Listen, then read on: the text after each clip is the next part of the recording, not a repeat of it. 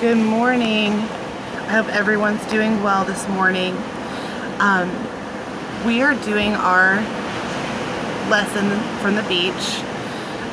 My Facebook Live won't work since the connection's so weak here, so we're going to try it this way and see what happens. I hope everyone's having a good morning. I wish I could be there with you, and I love you all, and I'm thinking about you all week.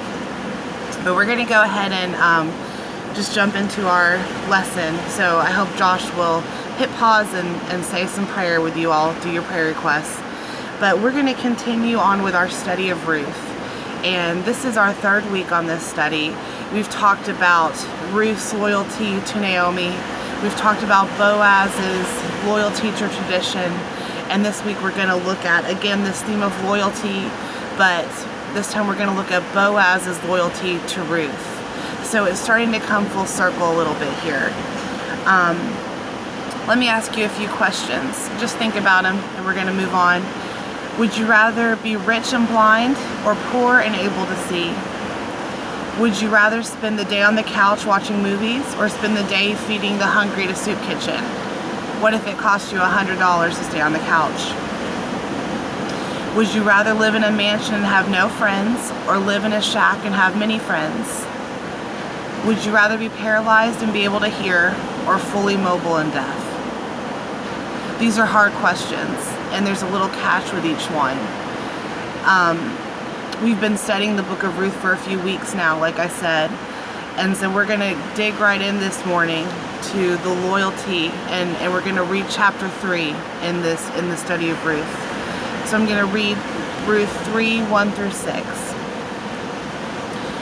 One day Naomi, her mother-in-law, said to her, "My daughter, should I not try to find a home for you where you will be well provided for? Is not Boaz with those servant girls who have been a kinsman of ours? Tonight he will be winnowing barley on the threshing floor. Wash and perfume yourself and put on your best clothes. Then go down to the threshing floor, but don't let him know you are there until he's finished eating and drinking. When he lies down, note the place where he's lying. Then go and uncover his feet and lie down. He will tell you what to do." I will do whatever you say," Ruth answered. So she went down to the threshing floor and did everything her mother-in-law told her to do. Now, Naomi sends Ruth to Boaz. She says, "Isn't it time for you, my daughter, to find a home?" She wants to find someone who will take care of Ruth. She doesn't just send her to the neighbor down the street. She knows what she's doing when she does this. And she says, "I want to find someone who's going to take care of you." And she gives Naomi advice, or Naomi gives Ruth advice to get dressed and to go and visit Boaz. She knows where he's going to be when she sends him. She knows what's about to happen, and so she sends him to do this. She gives some rather odd instructions to uncover his feet while he's sleeping and lie down. Now, we can't be exactly sure what this means. It's obviously a custom in ancient Israel. We've talked about those traditions. We've talked about those customs. But Naomi assures Ruth that Boaz will tell her what to do next. A lot of people look at this context and they take it and they twist it a little bit. They say some things about it, try to pervert it a little bit. But truthfully, she says, go lay at her feet, uncover his feet, and he'll tell you what to do next. There's no, from what we can gather, there's nothing very sexual about this. There's nothing out of line for this to happen. So this advice and this instruction, do they seem odd to you? Because they seem a little odd to me. We don't have a custom like this in our modern times. If you're going to court somebody, we don't go lay at their feet and uncover them, take off their Reeboks, which I'm sure is disgusting. We don't do that. We don't have a custom very similar to this. So it seems odd, and when you read it, you kind of do a double take. What'd she say? Uncover his feet. But Ruth responds to her mother-in-law the exact way we would expect her to respond. She says, "I will do whatever you say." Again, this is just reiterating that loyalty that she has for Naomi, this loyalty that we've already seen represented time and time again Of course, that's how she answers her. I will do whatever you say. Let's read 7 through 13. When Boaz had finished eating and drinking and was in good spirits, he went over to lie down at the far end of the grain pile. Ruth approached quietly and uncovered his feet and lay down. In the middle of the night, something startled the man, and he turned and discovered a woman lying at his feet. "Who are you?" he asked. "I am your servant Ruth," she said. "Spread the corner of your garment over me, since you are a kinsman redeemer."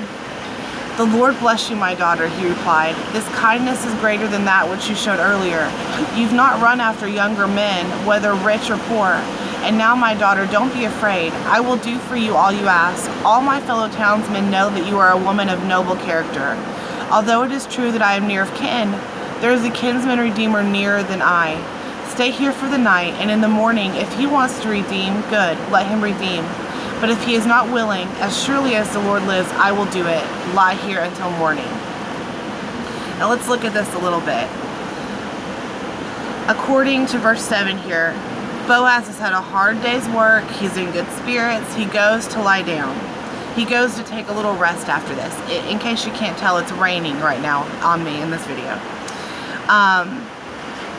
And in verse 9, he's startled. He finds a woman at his feet, and he asks, "Who are you?" Now, he knows her. He's been taking care of her, as we've heard.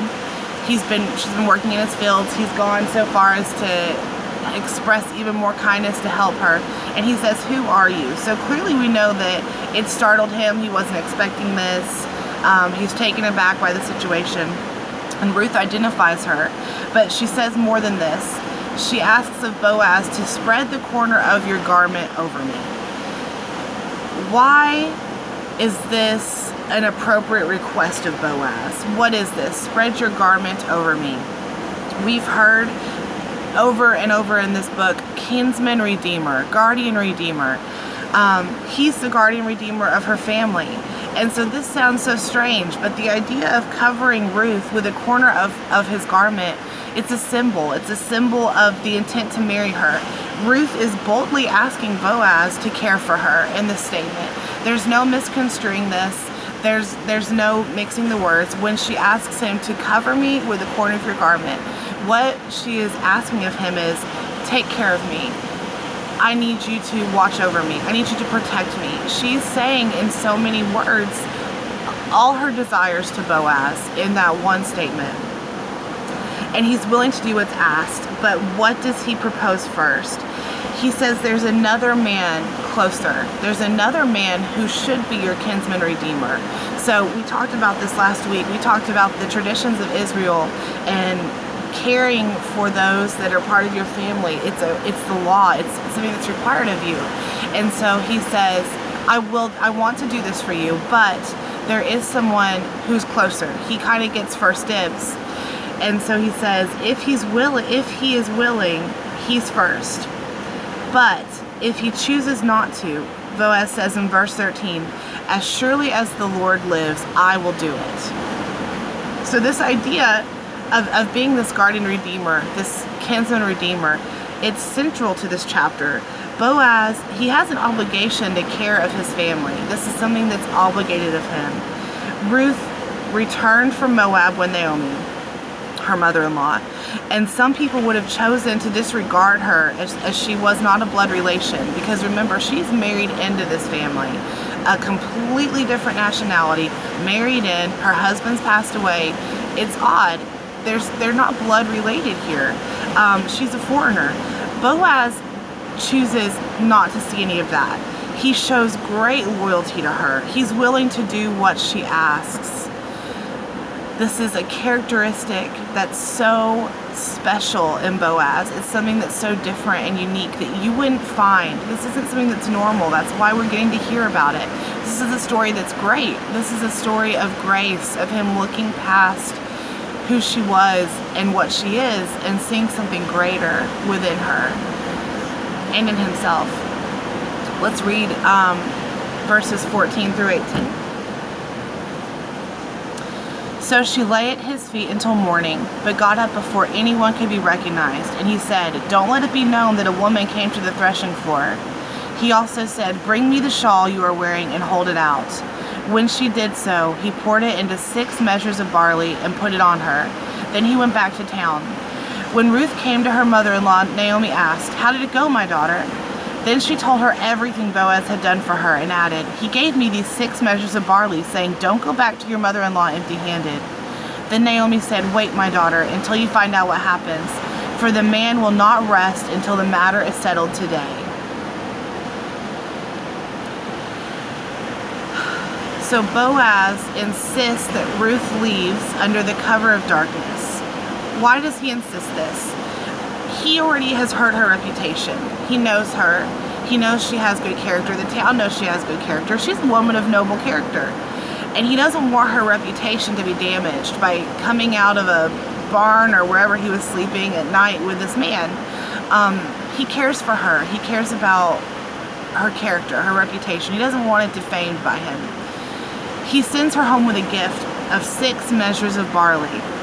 Now remember, they're in a famine, so that was probably pretty nice. I'm sure Naomi wasn't complaining when Ruth came home. But he's caring for her, and he's making it clear that he is serious about his intentions by sending her home with that. He might also have been giving her an excuse to have been at the threshing floor that wouldn't have been suspicious. In other words, she arrived early so that she could collect more grain. It's a double. He's got 2 meanings with that. He's a smart man. So Ruth reports to Naomi when she gets home, and she says it's a good report. And Naomi assures Ruth that she'll have someone to take care of her by the day's end. I think that's important. I like that they say that. I like that they say by the day's end. I think that gives you even more look into Boaz's character. He's not putting this off. This isn't something that he has to consider. This is something that he's sure about immediately. He takes this responsibility very seriously, and this is something that he's going to look at and handle by the end of the day. It all sounds great, but think about what Boaz is signing up for here. There's a lot of responsibility that goes into taking a spouse, which is ultimately what he's about to do with Ruth. He no longer thinks of his own needs if you have a spouse. He has an additional mouth to feed. He has to provide for her. She'll be on his property. She'll be an heir to his property. They might end up raising kids together. All the things that you think about before you marry someone, all of these questions, Boaz has a day to go through in his head. I don't think he was expecting him to wake up and find Ruth at his feet one day. This took him by surprise, and he has to make a decision now, and it's a decision that he's very positive about. He says, "You'll have an answer by the end of the day." I think there's some other considerations, though, that Boaz must have had to make. Like, how might the community view this? How will he personally be affected by this? He's much older than Ruth, much older than Ruth. He'll likely die before her. He even says in here, "You could have gone after a younger man, whether rich or poor, but you've chosen me."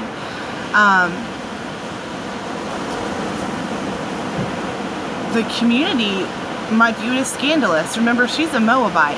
He's an Israelite. This isn't something that's probably favored upon. There are lots of other options. And I think that whenever we hear about Boaz, I'm sure there were other women who were kind of waiting around the block. This nice gentleman with this wonderful property has got a great personality, if I have to say so myself. Probably good looking, working out in the fields. So Ruth now is the one that he's going to go after. So this was probably something that the town was talking about a little bit. Why does Boaz do it anyway? That's the real question here. Why does Boaz do this? We know a little bit about him. We know what's important to him. We know his character. We're hearing of this loyalty. It's the right thing to do. Ruth is of noble character, and this was commanded by the law. And Boaz is a man who follows the law. So to Boaz, there's not really another choice. There's not really a second guessing here. Now, I don't want you to look at this like a chore, because I don't think Boaz looked at this like a chore. I don't think Boaz thought, well, it's the law, I have to do it. This is something that he chooses to do, just like we choose all the time what to do. He had a choice. So often in the book of Ruth, Boaz serves as a foreshadowing of Christ's role with the church. We've compared this a little bit to the story of Jesus. In the New Testament, the people of God are called aliens. We're separated from God. We're alienated from Him.